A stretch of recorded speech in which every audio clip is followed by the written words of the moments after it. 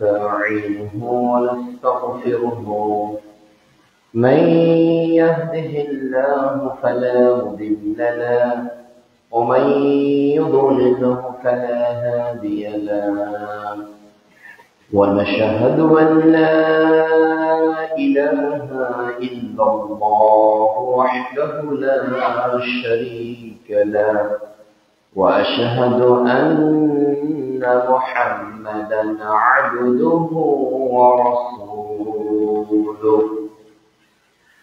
يا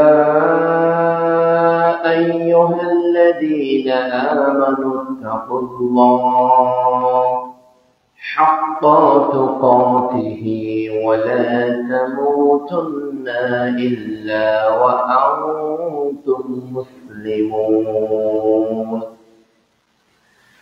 يا أيها الناس اتقوا ربكم الذي خلقكم من نفس واحدة وخلق منها زوجها وبث منهما رجالا كثيرا ونساء واتقوا الله الذي تساءلون به والأرحام إن الله كان عليكم رقيبا يا أيها الذين آمنوا اتقوا الله وقولوا قولا سديدا يصلح لكم أعمالكم ويغفر لكم ذنوبكم ومن يطع الله ورسوله فقد فاز فوزا عظيما أما بعد فإن خير الحديث كتاب الله وخير الهدي هدي محمد صلى الله عليه وسلم وشر الأمور محدثاتها وكل محدثة بدعة وكل بدعة ضلالة وكل ضلالة في النار. وقال تعالى: أعوذ بالله من الشيطان الرجيم بل تؤثرون الحياة الدنيا والآخرة خير وأبقى. وقال رسول الله صلى الله عليه وسلم: كن في الدنيا كأنه غريب أو عابد السبيل. رواه الترمذي. وقال رسول الله صلى الله عليه وسلم: الدنيا شزن المؤمن وجنات الكافر. رواه مسلم। যাবতীয় প্রশংসা আল্লাহ রাব্বুল আলামিনের জন্য, যার ঐকান্তিক মেহেরবানিতে আজকের জুমার খুতবা ও সালাত আদায়ের উদ্দেশ্যে আমাদেরকে অত্র জামে মসজিদে সমবেত হওয়ার সুযোগ দিয়ে আল্লাহ তাআলা দান করলেন, তার জন্য আমরা কৃতজ্ঞতা আদায় করছি। আলহামদুলিল্লাহ। দরুদ ও সালাম বিশ্ব মানবতার মুক্তির দূত মুহাম্মদুর রাসূলুল্লাহ সাল্লাল্লাহু আলাইহি ওয়াসাল্লামের প্রতি। আজ জুমার খুতবার সংক্ষিপ্ত আলোচ্য বিষয় দুনিয়া কেমন, পর্ব 1। আমরা যে হায়াতুদ দুনিয়ার জীবনে বসবাস করছি, এই জীবনটা আসলে কেমন জীবন?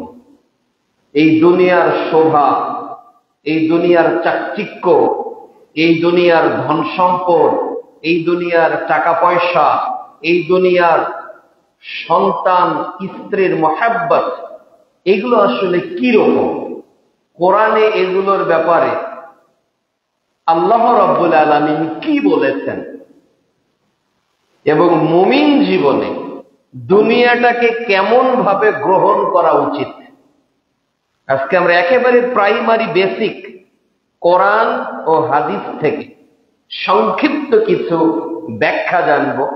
পরবর্তীতে নবী এবং সাহাবীদের দুনিয়াবী জীবন কেমন ছিল, আগামী জুমাগুলোতে এটার ধারাবাহিক কয়েকটা পর্ব আমরা জানার চেষ্টা করব ইনশাআল্লাহুল আজিজ। রব্বি ইশরাহ লি সাদরি ওয়া ইয়াসসির লি আমরি ওয়াহলুল উকদাতাম মিন লিসানি ইয়াফকাহু কওলি।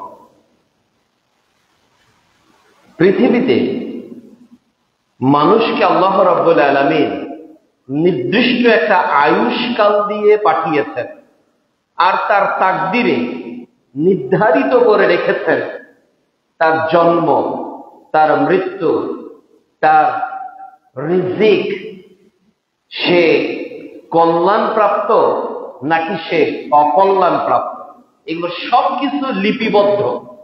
আল্লাহ কলমকে সৃষ্টি করে লিখতে বলেছেন, কলম এগুলো লিখে ফেলেছে, কলমের কালি শুকিয়ে গেছে, আর নতুন ভাবে কলম আর লিখবে না। এই দুনিয়াটা যেভাবে আপনি আমি ভোগ করছি, এই দুনিয়াটাতে আপনি আমি যেভাবে বিচরণ করছি, এই দুনিয়াটার পিছনে আপনি আমি যতটা সময়, শ্রম, মেধা, যোগ্যতা ইনভেস্ট করছি, আসলে কি দুনিয়াতে এত কিছু দেওয়ার ছিল? আজকের এই দিনটা 12টা 24 পর্যন্ত একটা মানুষের এক একজনের এক এক ভাবে কেটে গেল। কারো এসি রুম থেকে বের হয়ে এই মসজিদে এসেছেন, কেউ ফ্ল্যাট বাসা থেকে এখানে এসেছেন, কেউ টিন শেড বাড়ি থেকে এখানে এসেছেন, আবার কেউ ভাড়া বাড়ি থেকে এখানে এসেছেন। 12টা 24 কিন্তু সবার জীবনেই বেজে গেছে, অতিবাহিত হয়েছে। এখানে আপনারা যারা এসেছেন, কেউ অর্থের মালিক, কেউ পেশাজীবী, কেউ ব্যবসায়ী, কেউ রাজনীতিবিদ, কেউ ছাত্র, কেউ শিক্ষক, কেউ অভিভাবক, কেউ অধীনস্থ। সবার জীবন থেকেই কিন্তু আজকের 12টা 24 অতিবাহিত হয়ে গিয়েছে। তাহলে হায়াতুদ দুনিয়া বড় লোকেরও কেটে যাবে, গরিবদেরও কেটে যাবে। হায়াতুদ দুনিয়া রাজারও কেটে যাবে, প্রজারও কেটে যাবে।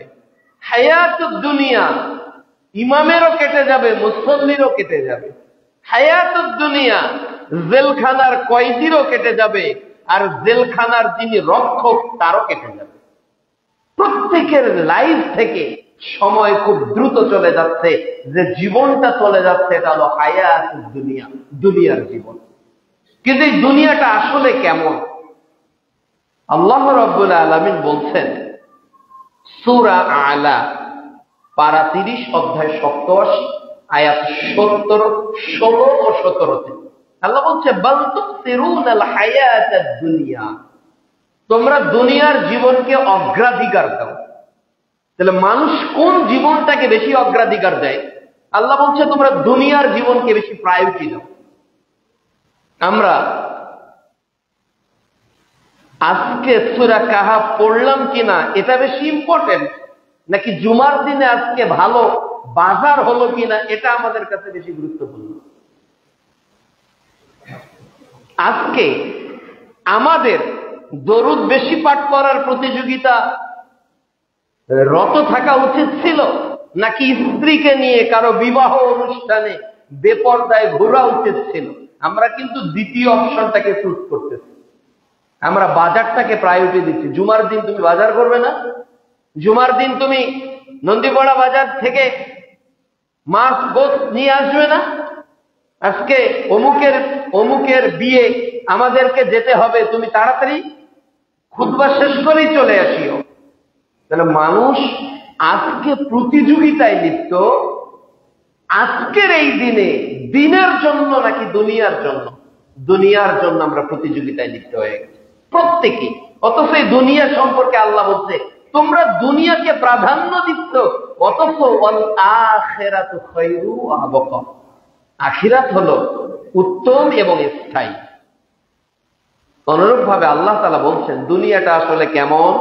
সূরা আনআম অধ্যায় 6 আয়াত 32 আল্লাহ তাআলা বলছেন ওয়ামাল হায়াতুদ দুনিয়া ইল্লা লাইবু ওয়া লাহু, এই দুনিয়াটা হলো তোমাদের জন্য খেল তামাশা, এটা হলো একটা খেলাধুলার জায়গা, এটা একটা হলো আনন্দ ফুর্তির জায়গা, এটা হলো একটা মশকরার জায়গা। আর কি ওয়ালাদ-দারুল আখিরাতু খায়র লিল মুত্তাকিন, আর আখিরাত পরকালটা হলো উত্তম কাদের জন্য? লিল্লাযিনা ইয়াত্তাকুন, যারা পরহেজগার তাদের জন্য উত্তম, তাদের জন্য আবাস হিসাবে আখিরাতটা উত্তম। আফালা তা'কিলুন, তোমরা কি অনুধাবন করবে না? আল্লাহ বলছে তোমরা যে দুনিয়ার জীবনে চলাচল করছো এটা তো একটা খেলতামাশা, এটা তো একটা রসিকতার জীবন, আর মুত্তাকিদের জন্য স্থায়ী সুন্দর নিবাস হলো আখিরাত। আফালা তা'কিলুন, তোমরা কি এতটুকু বুঝবে না? তার মানে আমরা এটা বুঝতে পারি না দুনিয়ার জীবন আমাদেরকে কিভাবে ধোঁকা দিচ্ছে। আল্লাহ রাব্বুল আলামিন একই কথা কোরআনের আরেক জায়গায় অনুরূপ ভাবে বলছেন ওয়ামা হাযিহি হায়াতুদ দুনিয়া ইল্লা লাহওয়া ওয়া লাইবুন, এই দুনিয়ার জীবন খেল তামাশা ছাড়া আর কিছুই নয়। ওয়া ইন্নাদ দারাল আখিরাহ লাহিয়াল হায়াওয়ান, আর আল্লাহ তাআলা বলছেন আখিরাতের জীবনই হলো প্রকৃত জীবন। লাউ কানু ইয়ালামুন, যদি তারা জানত। আল্লাহ বলছে দুনিয়ার জীবন হলো খেলতামাশা, আর আখিরাতের জীবন হলো প্রকৃত Real life in our after here. আমাদের পরকালের জীবনটাই হলো আমাদের রিয়াল লাইফ, আর এই দুনিয়া হলো এটা একটা সিনেমা, এটা একটা নাটক, এটা একটা ড্রামা। এনিহাও এটা পাস্ট হয়ে যাচ্ছে, টু বি কন্টিনিউ। বর্তমান বলে কিছু আছে? আমরা যে বর্তমান করি, বর্তমান বলে কিন্তু কিছুই নেই পৃথিবীতে। একটু আগে আমি খুতবা শুরু করেছি, ওটা কি হয়েছে? অতীত হয়ে গিয়েছে। আর যেটা আসবে ওটা তো out of control any people, প্রত্যেক মানুষের ওটা নিয়ন্ত্রণের বাইরে। আমার 1 ঘন্টা পর কি হবে আমি নিজেও জানি না, আমি কতক্ষণ বেঁচে থাকবো এটা আমি নিজেও জানি না। আর বর্তমান তো দ্রুত বেগে আমার সামনে থেকে শুধু চলেই যাচ্ছে। একটু আগে যেটা বলেছে ওটা পাস্ট হয়ে গেছে, এর নাম দুনিয়া। আল্লাহ রাব্বুল আলামিন বলছেন তোমরা যে দুনিয়াতে বসবাস করো এই দুনিয়াটা কেমন। আল্লাহ তাআলা বলছে ওয়া'লামু, তোমরা জেনে রাখো। আল্লাহ আমাদের প্রত্যেককে বলছে, হে শ্রীমোহিনী নদীর উত্তরপাড়া জামে মসজিদের মুসল্লিরা, আল্লাহ বলছে ওয়া'লামু, আজকের খুতবার মাধ্যমে তোমরা জেনে নাও। কি জানবে? আন্নামাল আমওয়ালুকুম ওয়া আওলাদুকুম ফিতনাহ, তোমাদের যে ধন সম্পদ বাড়িতে আছে, তোমাদের যে ব্যাংক ব্যালেন্স গুলো তোমাদের রক্ষিত আছে, তোমাদের যে প্রত্যেকের ব্যাংকে অ্যাকাউন্ট গুলো আছে, তোমাদের স্ত্রীদের যে গহনাগুলো সন্দুকের মধ্যে জমা আছে, এগুলো সব হলো তোমাদের জন্য ফিতনা। কে বলছে? বাক্যটা কার? আল্লাহ। সূরা আনফাল অধ্যায় 8 আয়াত 28। তাহলে আল্লাহ বলছে দুনিয়াতে তোমার যত প্রপার্টি, তোমার যত ধন সম্পদ, তোমার যত কিছু তোমার নিজের বলে তুমি মনে করতেছ, আর তোমার স্ত্রী সন্তান যাদের জন্য মনে করতেছ, এরা সবাই হলো তোমার জন্য ফিতনা। তাহলে আমরা ফিতনার প্রতিযোগিতায় সবাই লিপ্ত, ফিতনা বাড়ার প্রতিযোগিতায় সবাই লিপ্ত। এরপর আল্লাহ রাব্বুল আলামিন বলছেন যে ওয়া আন্নাল্লাহা ইনদাহু আজরান আযীমা, আর আল্লাহর নিকট রয়েছে আজরান আযীমা, শ্রেষ্ঠ পুরস্কার। তাহলে দুনিয়াতে আল্লাহ মানুষকে পুরস্কৃত করবেন না, আল্লাহ বলছে আমার কাছে শ্রেষ্ঠ পুরস্কার আছে, শ্রেষ্ঠ পুরস্কার ডাক্তার হওয়ার মধ্যে নেই, শ্রেষ্ঠ পুরস্কার দুনিয়ার 200-400 কোটি টাকার মধ্যে নেই। শ্রেষ্ঠ পুরস্কার যার নিকট আছে, আজিমা, যিনি আজিম, যিনি সবার শ্রেষ্ঠ, তার নিকট রয়েছে সর্বোত্তম পুরস্কার। সুবহানাল্লাহ।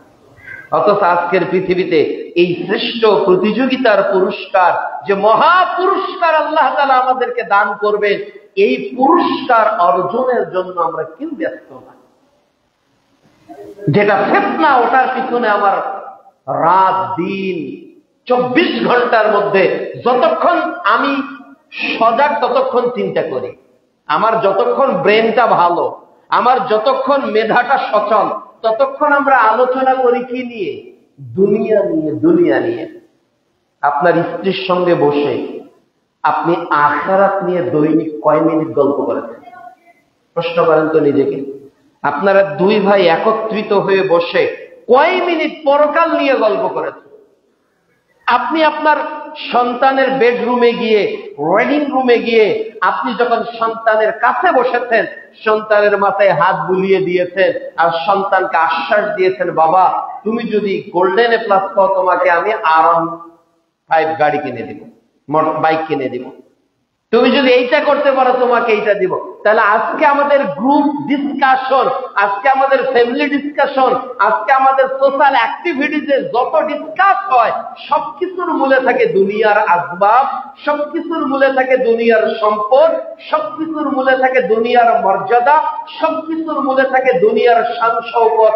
অথচ আল্লাহ রাব্বুল আলামিন বলছেন, এই দুনিয়াতে যা সম্পদ তোমরা অর্জন করছো, যাদের জন্য অর্জন করছো, সবই ফিতনা। আর পুরস্কার যেটা মহা সফলতা, ওটা আল্লাহর নিকট। এরপর আল্লাহ রাব্বুল আলামিন আরো কি বলছেন? সূরাতুল কিয়ামায় আল্লাহ তাআলা আরো বলছেন, অধ্যায় 75 আয়াত 20 ও 21, আল্লাহ রাব্বুল আলামিন বলছেন, কাল্লা বাল তুহিব্বুনাল আজিলা, কখনো না, তোমরা দুনিয়ার জীবনকে ভালোবাসো। আল্লাহ বলছে তোমরা যাকে ভালোবাসো ওটা হলো দুনিয়া, তোমরা দুনিয়ার জীবনকেই ভালোবাসো। অথচ আল্লাহ তাআলা বলছেন, আর তোমরা আখিরাতকে কি করো? উপেক্ষা করো, ইগনোর করো, অ্যাভয়েড করো। ওই যে শুরুতে বললাম যে আজকে সূরা কাহাফ কমপক্ষে 10টি আয়াত পড়েছি কারা কারা, আর আজকের বাড়িতে ভালো রান্না হয়েছে কার কার। তো দেখা যাবে স্পেশাল হিসেবে আজকে জুমার দিন কোন না কোন একটা আয়োজন আমার বাড়িতে অতিরিক্ত হচ্ছে, কোন না কোন একটা অনুষ্ঠান আমার বাড়িতে চলছে, খাওয়ার কোন না কোন নতুনত্ব নিয়ে এসেছে। কিন্তু আজকে আমার জীবনে নতুন কিছু আমল কি যুক্ত হয়েছে? আজকে আমার জীবনে ঈমানকে বাড়ার, তাকওয়াকে বাড়ার, ইখলাসকে বাড়ার, আমার আল্লাহ ভীতি বাড়ার কি কোনো কাজ সংযুক্ত হয়েছে? আমি একজন নারী, আমি একজন স্ত্রী, আমি একজন মা, আমি একজন বৌমা, আমি একজন শাশুড়ি। আমার কি আজকে হাজব্যান্ডকে খুশি করাটা বেশি উচিত ছিল? আজকে কি আমার শ্বশুরকে খুশি করাটা বেশি উচিত ছিল? আজকে কি আমার ছেলে মেয়ের জন্য 5 প্রকারের রান্নাটা বেশি করা উচিত ছিল? নাকি আজকে জুমার দিনের যে খাজানাগুলো আল্লাহ দেওয়ার ঘোষণা করেছে, যে লাভগুলো বিশ্বনবী দেওয়ার ওয়াদা করেছে, এইগুলো লুফে নেওয়ার প্রতিযোগিতা করার উচিত ছিল? নিঃসন্দেহে এটা উচিত ছিল, কিন্তু করেছি কোনটা? দুনিয়া। ওটাই আল্লাহ তাআলা সূরা কিয়ামায় বলছেন যে তোমরা দুনিয়াকে কি করো? প্রাধান্য দাও, আর পরকালের বিষয়গুলোকে উপেক্ষা করো, অ্যাভয়েড করো, ইগনোর করো। মনে করো যে দুনিয়া তো আসল, আখিরাত।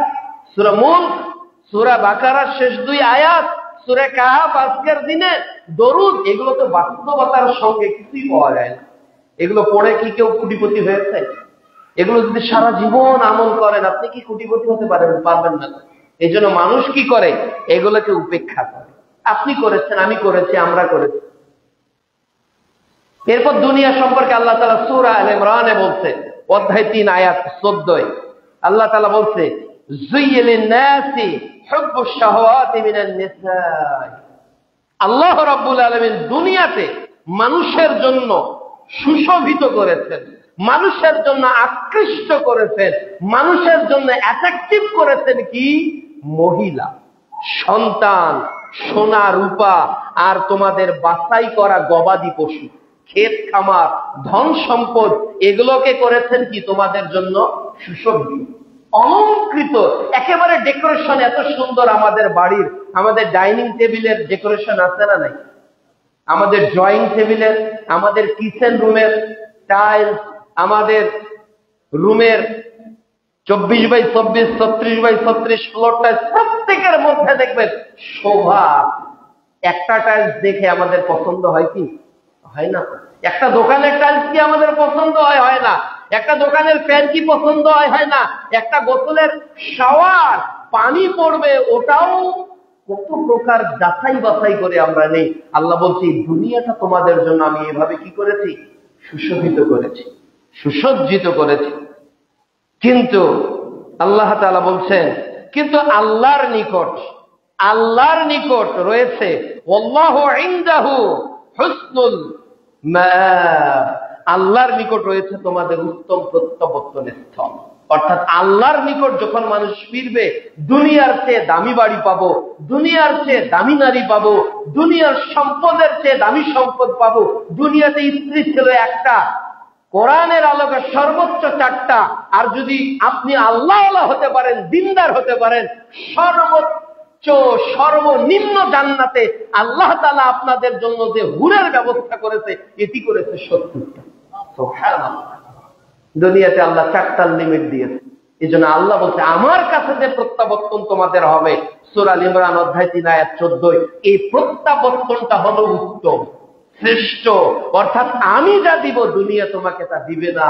আমি তোমার হৃদয়কে যতটা আনন্দিত করব, যতটা প্রফুল্ল করব, দুনিয়ার কোন সম্পদ, দুনিয়ার কোন অর্থ, দুনিয়ার কোন নারী, দুনিয়ার কোন সন্তান তোমাকে এতটা সুশোভিত করবে না।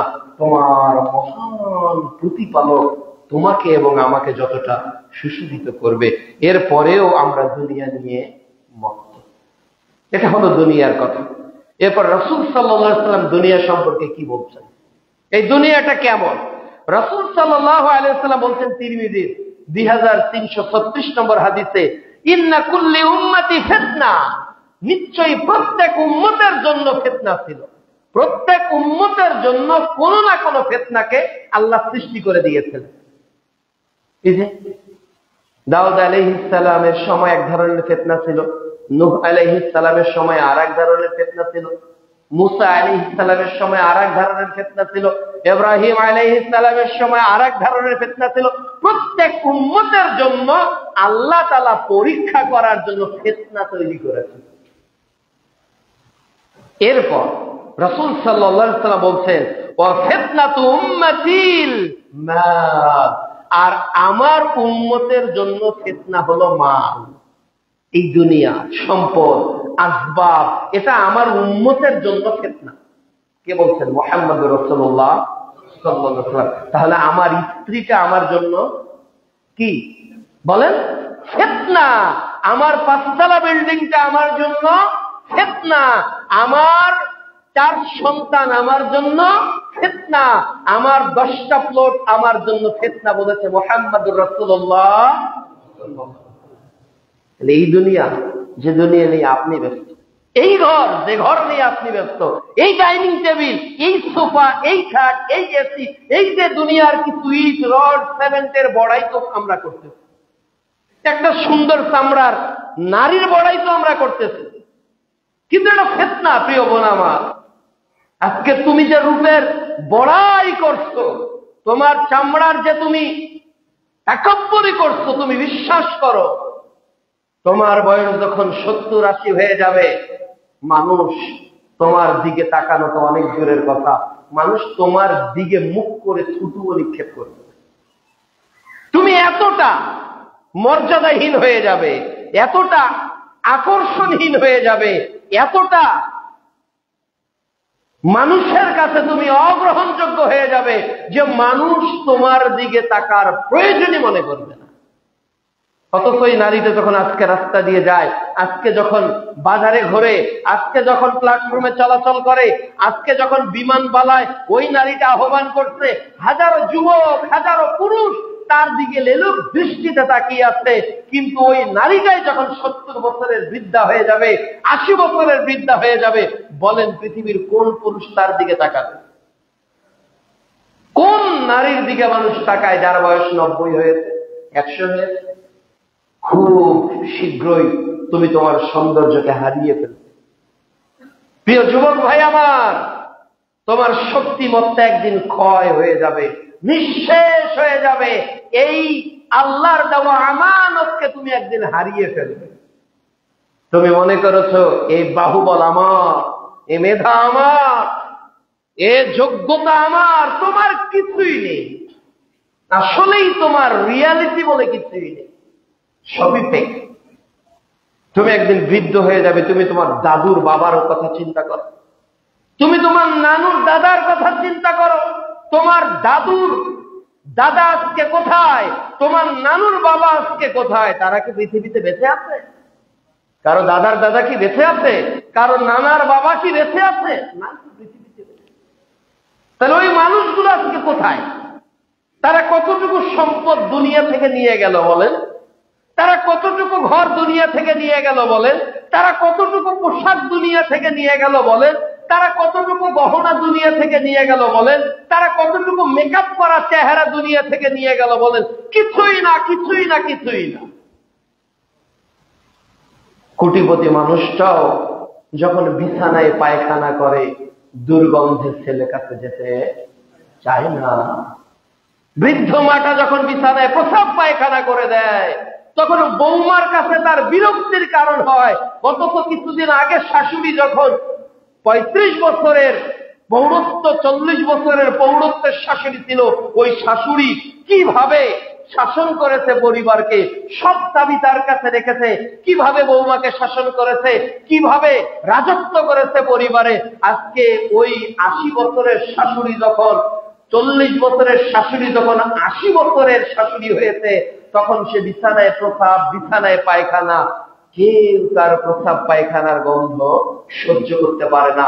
অথচ বিল্ডিং তার 5 তালা, 6 তালা, 10 তালা, মানুষ এর পরেও তাকে আর ভালোবাসত না। এই তো দুনিয়া। এটার নাম দুনিয়া, যেটা নিয়ে আপনি ব্যস্ত, যেটার কারণে আপনি কোরআন তেলাওয়াত করতে পারেন না, যেটার কারণে আপনি আল্লাহকে 2 মিনিট সিজদা দিতে পারেন না, যেটার কারণে আপনি আল্লাহর পথে আধা ঘন্টা সময়কে অক্ষ করতে পারেন না। ওই দুনিয়া আপনাকে লাঠি দিয়ে দুনিয়া থেকে কবরে নামিয়ে দিবে। এই দুনিয়াতে আপনাকে থাকতে দিবে না, কাউকে থাকতে দিবে না। আমি থাকবো না, আপনি থাকবেন না, আমরা কেউ থাকবো না।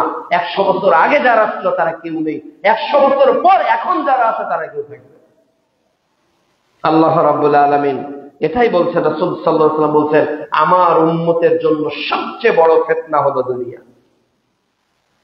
রাসূলুল্লাহ সাল্লাল্লাহু আলাইহি ওয়াসাল্লাম বলছেন, সহিহ মুসলিমে বলছেন 3924 নম্বর হাদিস, যে ফাত্তাকুদ দুনিয়া, তোমরা দুনিয়ার জীবন থেকে নিজেকে বেঁচে রাখো, দুনিয়ার জীবন থেকে নিজেকে গুটিয়ে রাখো, দুনিয়ার জীবন থেকে নিজেকে লুকিয়ে রাখো। ফাত্তাকুদ দুনিয়া, বেঁচে থাকো কিভাবে?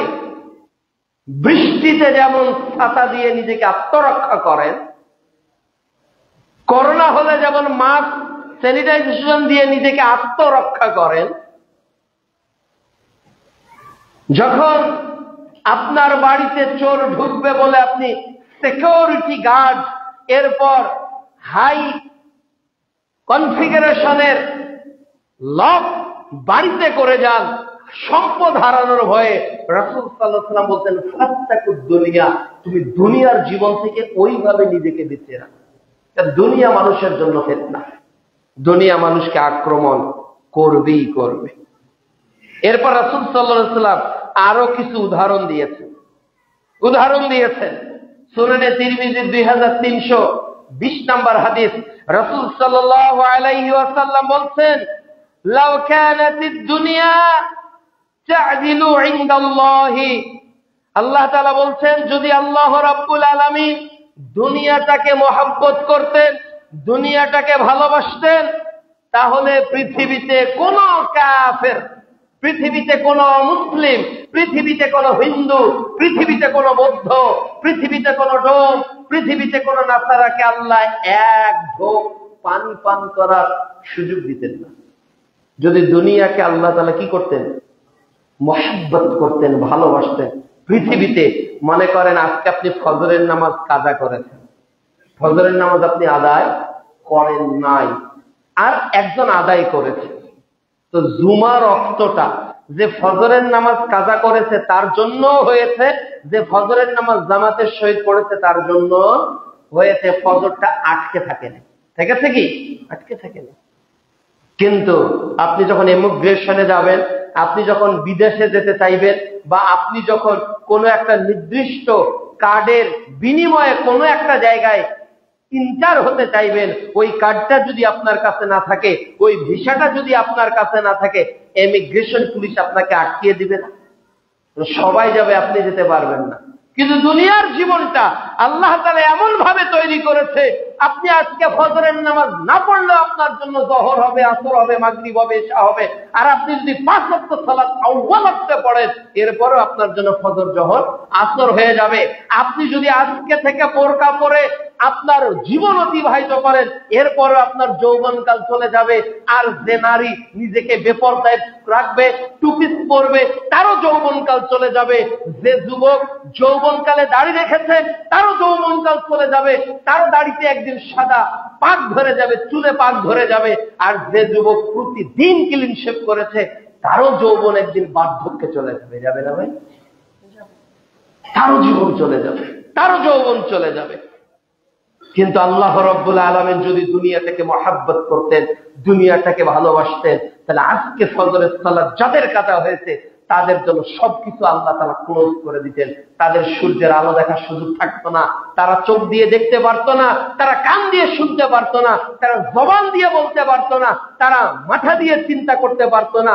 রাসূল সাল্লাল্লাহু আলাইহি ওয়াসাল্লাম বলছেন, আল্লাহ যদি এই দুনিয়াকে ভালোবাসতো, আল্লাহ যদি এই দুনিয়ার প্রতি মহব্বতের দৃষ্টিতে তাকাতো, তাহলে পৃথিবীতে কোনো কাফের এক ঢোক পানি পান করতো না।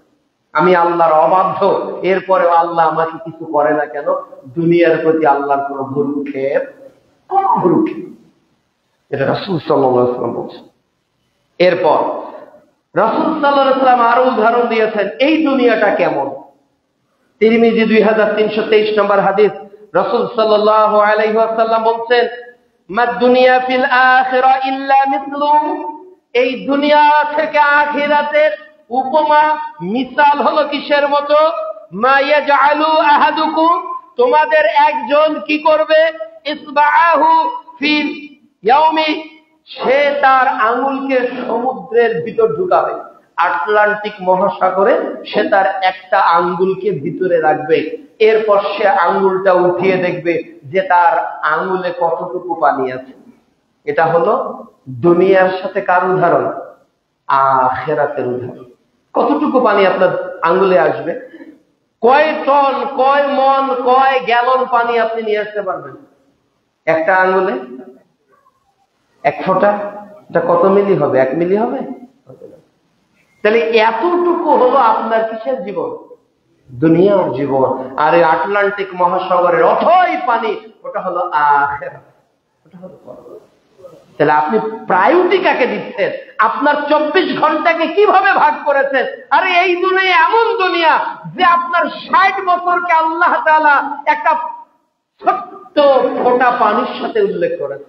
শুধু আপনার না, আদম আলাইহিস সালাম থেকে শুরু করে শেষ মানুষটি কিয়ামত অবধি যত মানুষ আসবে, সবার হায়াতুদ দুনিয়া হলো ওই 1 ফোঁটা পানি, 1 ফোঁটা পানি, সবার জীবন।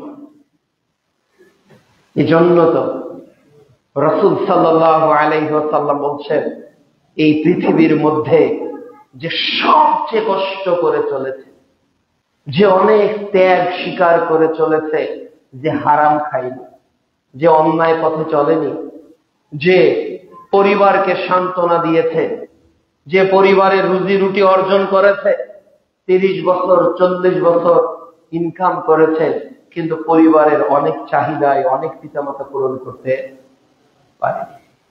স্ত্রী বলছে যে তুমি এত বছর হলো চাকরি করো, একটা গাড়ি করতে পারলে না, এত বছর হলো চাকরি করো, একটা বাড়ি করতে পারলে না, এত বছর হলো চাকরি করো, তুমি এটা অর্জন করতে পারলে না, অমুকের দেখো কত সম্পদ, তমুকের দেখো কত সম্পদ, এত কিছু সে ত্যাগ তিতিক্ষা স্বীকার করেছে। একটা ইমাম, একটা খতিব, একটা মুয়াজ্জিন 20 বছর, 30 বছর, 40 বছর থেকে ইমামতি করতেছে, দুনিয়া কিছুই অর্জন করতে পেরেছে কি? আসলে কি পারে? কি পেরেছে? কতজন পেরেছে? তার পরিবারের প্রয়োজন নেই, তার স্ত্রীর প্রয়োজন নেই, তার সন্তানের প্রয়োজন নেই, তার পরিবারের দিক সব কিছু সে ত্যাগ করেছে, সে কষ্ট করে জীবন যাপন করেছে। ব্যবসা করেছিল, তার আশেপাশে অনেক মানুষ, চাইলে হারাম কিছু মাল ঢুকিয়ে ভালো মালের সঙ্গে বিক্রি করে মুনাফা ভালো করতে পারত, চাইলে জমির ভেজালি জমি মানুষকে ভালো দেখিয়ে অল্প দামে কিনে বেশি দামে বিক্রি করতে পারত, চাইলে সে অন্যের মালকে আত্মসাৎ করে নিজের বলে চালিয়ে দিতে পারত, কিন্তু সেটা করে নাই। অনেক কষ্ট করে সে দুনিয়ার জীবন অতিবাহিত করেছে। আপনি তো মনে করেন যে ওটা কোনো মানুষ না, আপনি তো মনে করেন ওটা সাধারণ মানুষ। ওটা সাধারণ মানুষ না। দুনিয়ার চোখ দিয়ে আপনি তাকে সাধারণ বলতে পারেন, দুনিয়ার কাছে আপনার তাকে সবচেয়ে বোকা হতে পারে।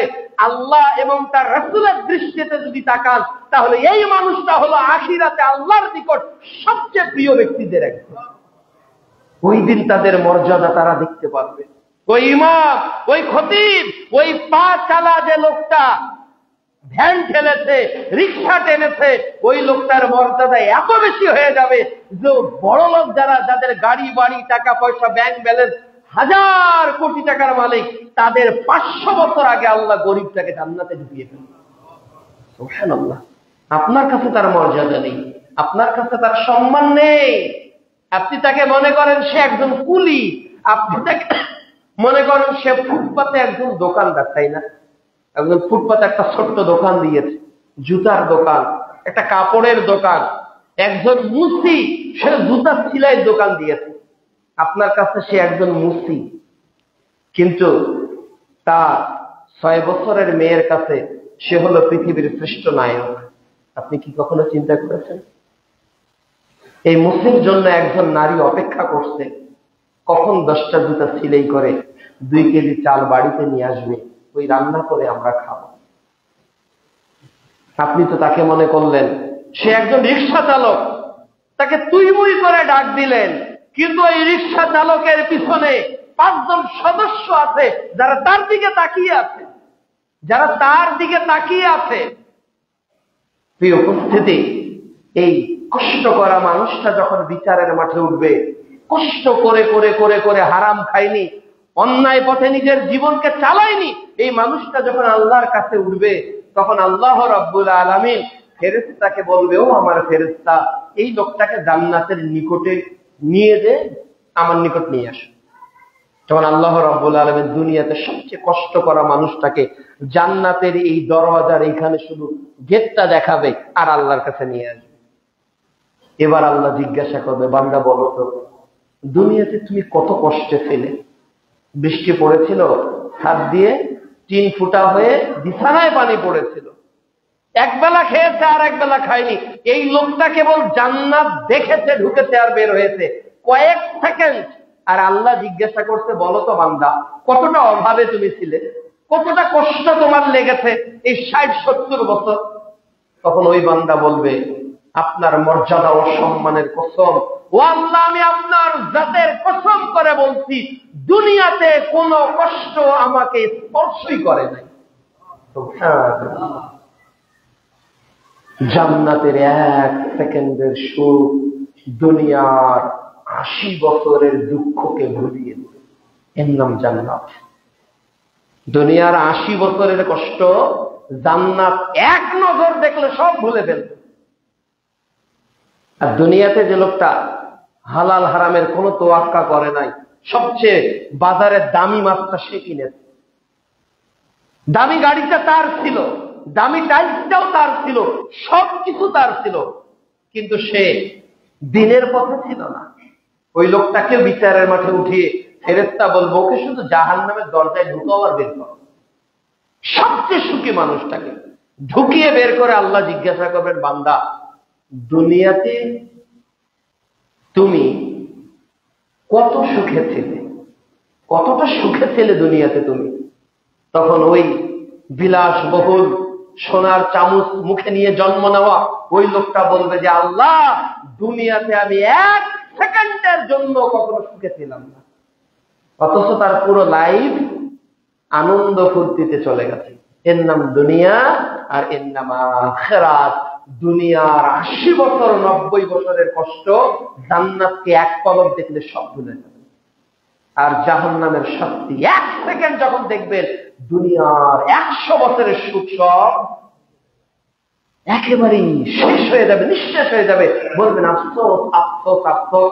ওই দিন আফসোস হবে দুনিয়ার জন্য, ওই দিন আফসোস হবে দুনিয়ার সম্পদের জন্য, ওই দিন আফসোস হবে দুনিয়ার বাড়ি গাড়ির জন্য।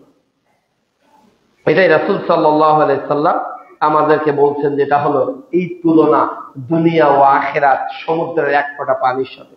এরপর রাসূল সাল্লাল্লাহু আলাইহি ওয়াসাল্লাম আর একটা তুলনা দিয়েছেন, এটাও তিরমিজিতে এসেছে 2321 নম্বর হাদিস। রাসূল সাল্লাল্লাহু আলাইহি ওয়াসাল্লাম একদা রাস্তা দিয়ে যাওয়ার পথে একটা মৃত কান কাটা ছাগলকে দেখতে পেলেন। এরপর সাহাবীদেরকে বললেন যে তোমরা ছাগলটা কেউ কিনবে? ছাগলটা কেউ কিনবে? মরা ছাগল, কান কাটা ছাগল, কান ছোট ছোট, এই দেরহাম 1 দেরহামের বিনিময়ে তোমরা কেউ কি নিতে চাও? তখন সাহাবীরা বলতেছেন না, এ তো মৃত, আবার কান কাটা, একে খাওয়াও যাবে না, এর চামড়ারও মূল্য থাকবে না। তো রাসূল সাল্লাল্লাহু আলাইহি ওয়াসাল্লাম, আচ্ছা ঠিক আছে, 1 দেরহাম না দাও, এমনিতে নাও, এমনিতেই নাও। তখন সাহাবীরা বলছে আমরা এমনিতে এটা নিতে চাই না। এরপর রাসূল সাল্লাল্লাহু আলাইহি ওয়াসাল্লাম বলছেন যে ফাদ-দুনিয়া আহওয়ানু আলাল্লাহি মিনাল হাযিহি আলা আহলিহা। এই যে তোমাদের কাছে মৃত কান কাটা মৃত ছাগলটা যত অপ্রিয়, যত অপছন্দনীয় এই আসমান এবং জমিনে, এবং এর মধ্যে যত আসবাব, যত সম্মান, যত মর্যাদা, যত রেশমের কাপড়, যত দামি গহনা, যত সুন্দর করা বাড়ি আছে, এই কান কাটা ছাগল মৃত ছাগলটা তোমাদের কাছে যত ঘৃণার, যত অপছন্দের, এই দুনিয়াটা আল্লাহর কাছে ওই মরা কান কাটা ছাগলের চেয়েও নিকৃষ্ট, যার পিছনে আপনি আমি 24 ঘন্টা সময় দিচ্ছি। রাসূল সাল্লাল্লাহু আলাইহি ওয়াসাল্লাম বলতেন আল্লাহ তাআলার নিকট মরা কান কাটা ছাগলের চেয়ে নিকৃষ্ট যে জায়গাটা, তার নাম কি? দুনিয়া। দুনিয়া দুনিয়া এই উপস্থিতি। এরপর রাসূল সাল্লাল্লাহু আলাইহি ওয়াসাল্লাম আরো বলছেন, আরো গুরুত্বপূর্ণ আর একটা বর্ণনা। রাসূলুল্লাহ সাল্লাল্লাহু আলাইহি ওয়াসাল্লাম বলছেন আলা ইন্নাদ দুনিয়া মালউনা, মালউন, এই দুনিয়াতে যা কিছু আছে, এই মাফিহা, এই দুনিয়ার মধ্যে যা কিছু আছে সবকিছু মালউন, মালউন, সব অভিশপ্ত, সব অভিশপ্ত। অভিশাপ কি জিনিস আমরা সকলেই বুঝি, অভিশাপ কি জিনিস। রাসূল সাল্লাল্লাহু আলাইহি ওয়াসাল্লাম বলছেন এই দুনিয়া এবং এর মাঝে যা কিছু আছে সবকিছুই কি? অভিশপ্ত, লানত প্রাপ্ত। কিন্তু ইল্লা যিকরুল্লাহি, কিন্তু আল্লাহ জিকির, আল্লাহর স্মরণ ব্যতীত, মানে আল্লাহকে স্মরণ করে যে সময়টা, আল্লাহর তাসবিহ জপে যে সময়টা, আল্লাহর সামনে সিজদায় নত হয় যে সময়টা, এই সময়টা অভিশপ্তের মধ্যে অন্তর্ভুক্ত নয়। এরপর রাসূল সাল্লাল্লাহু আলাইহি ওয়াসাল্লাম বলছেন যে ওয়া আমিলা, আর ওই আমল, ওই নেক আমল যা মানুষ করে। এরপর কি? ওয়া আলিমা, আর হলো আলেম, আর কি? ওয়া মুতাআল্লিমা, আর যে হলো জ্ঞান অন্বেষণকারী। তাহলে রাসূল সাল্লাল্লাহু আলাইহি ওয়াসাল্লাম বলছেন এই দুনিয়াতে যা আছে সব কি? অভিশপ্ত, লানত প্রাপ্ত, সব গজব প্রাপ্ত। এই হাদিসে 4টা জিনিস বাদ দিয়ে, তাহলে 4টা জিনিসের বাইরে যা আছে সবই অভিশপ্ত। 1, যিকরুল্লাহ, আল্লাহর স্মরণ। যতক্ষণ সময়, যতটা জিনিস আল্লাহর স্মরণে আপনি কাটিয়েছেন, এই সময়টা অভিশপ্ত সময়ের বাইরে। যতটুকু আমল আপনি করেছেন আল্লাহর জন্য, ওই আমলটা অভিশপ্ত সময়ের বাইরে। যে আলেম, যে জ্ঞান অন্বেষণ করে, সে আল্লাহর অভিশাপের বাইরে। আর যে মুতাআল্লিমান, আর যে জ্ঞান অন্বেষণ করে, চেষ্টা করে, জানে না, লেকচার শুনে জানে না, বই পড়ে, আলেমের সোহবতে থাকে, বিশুদ্ধ জ্ঞান অন্বেষণের চেষ্টা করে, এই চারটা জিনিস ছাড়া পৃথিবীর সবকিছুই অভিশপ্ত। তাহলে চিন্তা করেন, আমরা যেটাকে নিয়ে গর্ব করি, এটা কি গর্বের না অভিশাপের? আমরা যেটাকে নিয়ে বড়াই করি, এটা কি বড়াইয়ের না লানতের? লানতের, এটা গজবের। আমরা এই দুনিয়া নিয়ে ব্যস্ত আছি। এজন্য প্রিয় উপস্থিতি, মুহাদ্দিসগণ এই জুহুদের কথা বলেছেন। জুহুদ কি জিনিস? আপনার দুনিয়ার প্রতি অনাগ্রহ থাকবে, আসক্তি থাকবে না। আল্লাহ দিবে অটোমেটিকলি, যেটা দিবে দিবে, এটাতে আমি কৃতজ্ঞ থাকবো। এর নাম কি? জুহুদ। জুহুদ মানে কি? এই জুহুদের উপর অনেক বই আছে। ইমাম আহমদ বিন হাম্বল, তিনি 10 লক্ষ হাদিসের হাফেজ, তার জুহুদের উপর 3টা বই আছে। জুহুদের উপর একটা হলো আল্লাহ রাব্বুল আলামিন এই দুনিয়া বিষয়ে কি বলেছেন, রাসূল সাল্লাল্লাহু আলাইহি সাল্লাম নবীগণের দৃষ্টিতে দুনিয়া কি ছিল, আর সাহাবীদের দৃষ্টিতে এই দুনিয়াটা কি ছিল। কিতাবুল জুহুদের উপর অনেক গবেষণা, অনেক লেখাপড়া, অনেক বই পুস্তক আছে। এই জুহুদের 3টা আরবি। একটা হলো জাল। জাল মানে কি? জিনাত। একজন ব্যাখ্যা করতেন, এই জিনাত অর্থাৎ দুনিয়ার সৌন্দর্য, দুনিয়ার অলংকার, দুনিয়ার আভিজাত্য, এইগুলোর প্রতিযোগিতা থেকে নিজেকে কি রাখতে হবে? বিরত রাখতে হবে।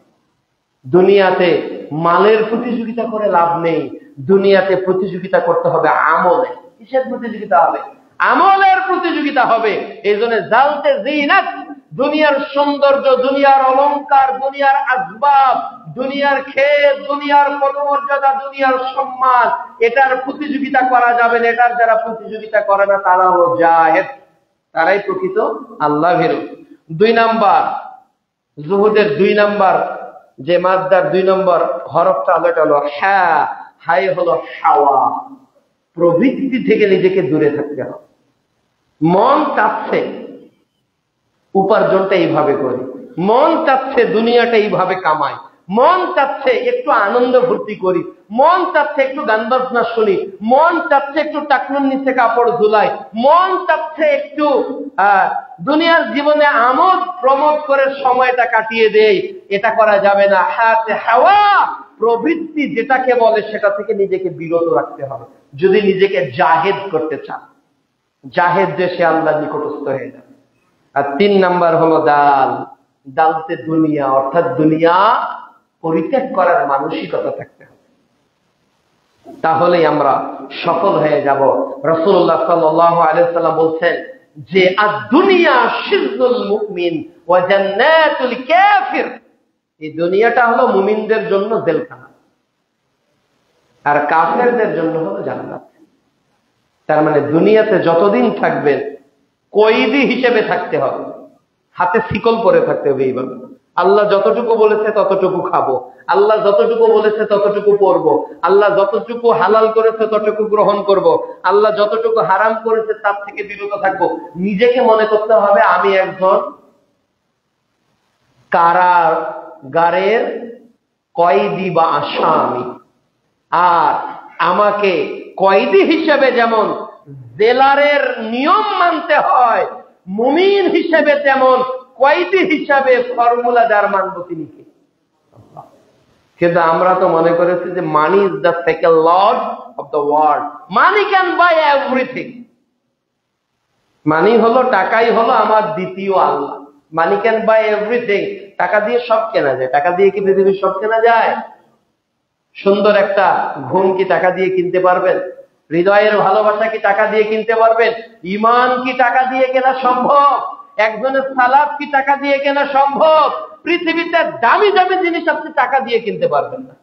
এই জন্য বলা, if you don't please your own assets, count the things you have that money can not buy. Allah তোমাকে যা দিয়েছে এটা যদি কৃতজ্ঞ না থাকো তাহলে তোমার মধ্যে যা আছে সেটা গণ, যেটা টাকা দিয়ে তুমি কিনতে পাবে না। তোমার দর্শন, তোমার শ্রবণ, তোমার বলার ক্ষমতা, তোমার ধরার ক্ষমতা, পৃথিবীর কোন ডক্টর, পৃথিবীর কোন কোটিপতি বোবা মানুষের ভাষা ফিরিয়ে দিতে পারবে না। পৃথিবীর কোন ব্যক্তি অন্ধের চোখ ফিরিয়ে দিতে পারবে না। পৃথিবীর কোন ব্যক্তি বধিরের শ্রবণ শক্তি ফিরিয়ে দিতে পারবে না। এইগুলো যিনি দিয়েছেন তিনি কি? এই জন্য দুনিয়াটা মুমিনদের জন্য জেলখানা। এরপর রাসূল সাল্লাল্লাহু আলাইহি সাল্লাম সাহাবীদেরকে বলছেন, ওমর, আব্দুল্লাহ বিন ওমর, ওমর রাদিয়াল্লাহু তাআলার ছেলের নাম হলো আব্দুল্লাহ। এই আব্দুল্লাহ বিন ওমরের পিঠিতে রাসূল সাল্লাল্লাহু আলাইহি সাল্লাম একদিন হাত রেখে বলতেন, ও আব্দুল্লাহর বেটা ওমর, কুন ফিদ দুনিয়া কাআন্নাহু গরীব আও আবিদুস সাবিল।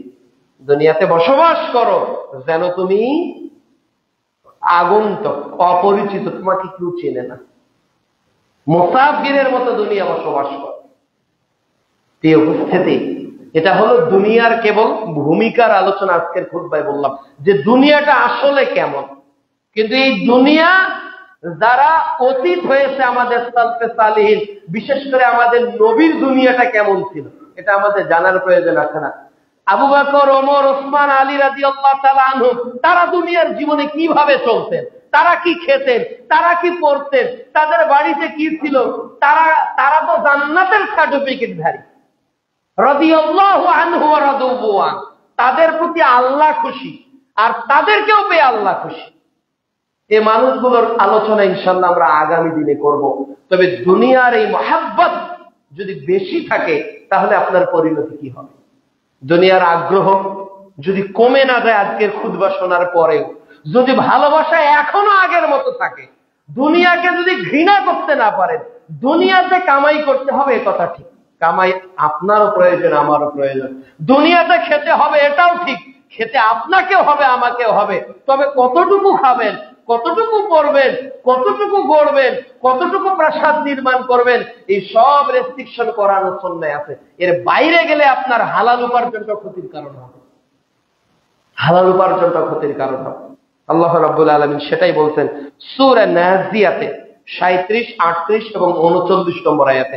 আল্লাহ বলছেন, ফাআম্মা মান তাগা, আর যে ব্যক্তি আল্লাহর দেওয়া সীমানাকে অতিক্রম করে, আল্লাহ বলেছে এইভাবে চলো, দুনিয়াটাকে এইভাবে ভাবো, এই সীমাকে যে অতিক্রম করবে, ওয়া আসারাল হায়াতাদ দুনিয়া, আর দুনিয়ার জীবনকে সবার আগে অগ্রাধিকার দিবে। আমার দুনিয়াটা ঠিক তো সব ঠিক, আগে দুনিয়া এরপর নামাজ, আগে দুনিয়া এরপর কোরআন, আগে দুনিয়া এরপর পর্দা, আগে দুনিয়া এরপর অন্য কিছু। আজকে আমরা বলি না আগে দুনিয়া তারপর অন্য কিছু হয়। আল্লাহ তাআলা বলছেন ওয়া আসারাল হায়াতুদ দুনিয়া, আর যারা দুনিয়ার জীবনকে অগ্রাধিকার দিবে তারা কোথায় যাবে? ফা ইন্নাল জাহিমা হিয়াল মাওয়া, এদের জন্যই আল্লাহ তাআলা জাহান্নামে থাকার জায়গা তৈরি করেছে। কাদের জন্য? যারা আল্লাহর দেওয়া নিয়মের বাইরে চলবে, যারা তগা হবে, আর যারা কি করবে? যারা ইসলামের উপর, কোরআনের উপর, হাদিসের উপর, আল্লাহর দেওয়া বিধানের উপর কাকে অগ্রাধিকার দিবে? কাকে? দুনিয়াকে যারা অগ্রাধিকার দিবে তারাই জাহান্নামের অধিবাসী হবে, তারাই জাহান্নামের ব্যক্তি হয়ে যাবে। এখন সিদ্ধান্ত আপনার, আপনার কাছে কোনটা মূল, দুনিয়া না আখিরাত? আমি মাল্টি চয়েস দিলাম, as you like best you choose that this option, যেটা আপনার পছন্দ সেটা আপনি গ্রহণ করবেন, কিন্তু আখিরাতের জীবনকে যদি প্রায়োরিটি না দেন তাহলে ক্ষতিগ্রস্ত হয়ে যাবেন। আল্লাহ বলছে ওমাল হায়াতুদ দুনিয়া ইল্লা মাতাউল গুরুর, এই দুনিয়ার জীবন হলো তোমাদের জন্য ধোঁকার জীবন।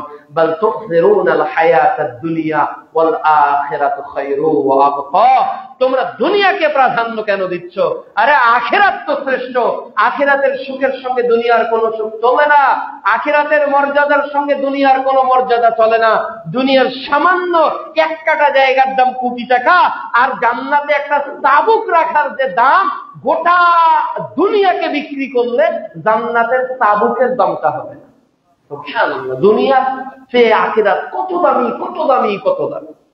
আল্লাহ আখিরাতের বুঝ আমাদের দিলের মধ্যে তুমি তৈরি করে দাও। আল্লাহ আখিরাতের প্রতি আমাদের মহব্বত, ভালোবাসা, পরকালে জান্নাতের প্রতি তুমি আমাদের মনকে রুজ্জু করে দাও। আল্লাহ ক্ষণস্থায়ী দুনিয়ার মায়া, স্ত্রীর মায়া, ধনের মায়া, টাকার মায়া, বেতনের মায়া, সম্পদের মায়া থেকে ফিরে এসে তোমার দিকে আমাদেরকে রুজ্জু হওয়ার তৌফিক দান করো। দুনিয়াতে চলতে হবে ইট হয়ে, মাটি হয়ে নয়। দুনিয়াতে চলতে হবে কি হয়ে? ইট হয়ে, মাটি হয়ে না। মাটিতে পানি পড়লে মাটি কাদা হয়ে যায়, তাই না? আর ইটে পানি দেওয়া হলে ইট শক্ত হয়ে যায়। তাহলে দুনিয়াতে আপনাকে চলতে হবে, দুনিয়াটা হলো পানি, আর আপনি মাটি হবেন না, আপনি ইট হয়ে যান। দুনিয়া আপনার ভিতর ঢুকবে, সম্পদ আপনার ভিতর ঢুকবে, স্ত্রী আপনার পরিবারে ঢুকবে, আপনার পরিবার থেকে সন্তান বের হবে, কিন্তু আপনার সম্পদ, আপনার স্ত্রী, আপনার পরিবার আপনার কখনো কাদা করতে পারবে না। ঈমানকে এত মজবুত করেন, ইটের মতো হাজারো সম্পদ আসবে, হাজারো পরিবার আসবে, হাজারো লোভ আসবে, আমি ইটের মতো দৃঢ় থাকবো, আমি মজবুত হবো, কখনো যাতে গলে না যায়। আল্লাহ যেন সেই তৌফিক দান করেন। আল্লাহ।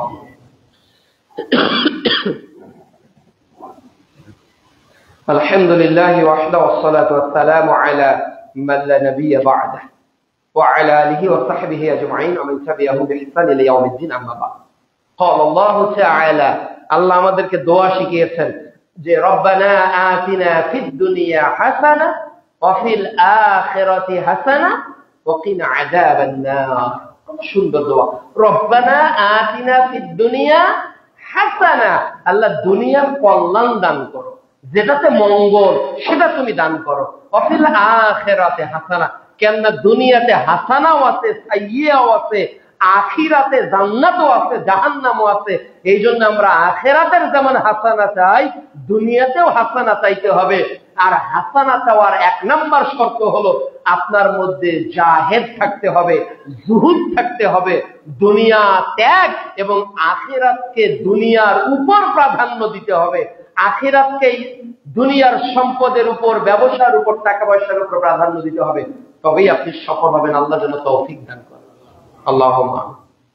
এই উপস্থিতি, আমাদের একটা বিষয় জানা একান্ত প্রয়োজন, সেটা হলো এই যে অনেক সময় আমরা আজান দিই, আজানের পর সালাতের আগে কি দেই? ইকামত দেই। তাহলে তারতিব হলো, আদব হলো, যিনি আজান দিবেন তিনি ইকামত দিবেন, এটা হলো আদব। এটা খেলাপ করা যাবে না। তার যদি ব্যস্ততা থাকে, অসুস্থ থাকে, মাজুর হঠাৎ হয়ে গেল আজানের পর, দেন অন্য কেউ ইকামত দিয়ে দিবে।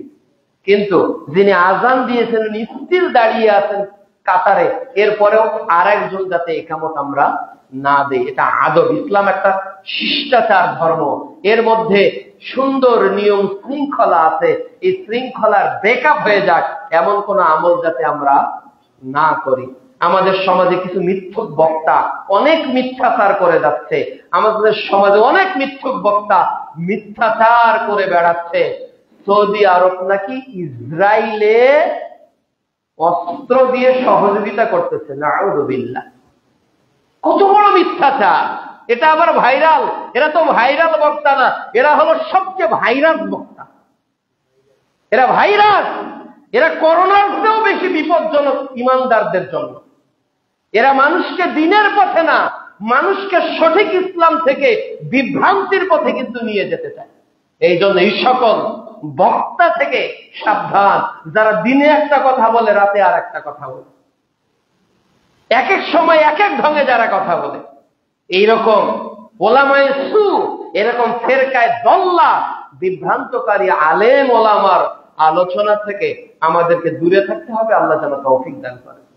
একাধিক দিনের আলোচনা আছে যে হাঁটুতে হাত দিয়ে আলোচনা শোনা যাবে। ওই যে দেখেন, ওই যে মুরব্বী হাত দিয়ে আছে, যে হাঁটুতে হাত কেন? অনেকেই যে দেওয়ালে হালান দিয়ে আছে। আমি বলছি কথাটা আমার না, এটা কি আমার কথা যে আমি দিনাজপুর থেকে এসে বলতেছি এটা rules of Abdullah from Dinajpur? আমি তো এটা বলছি না।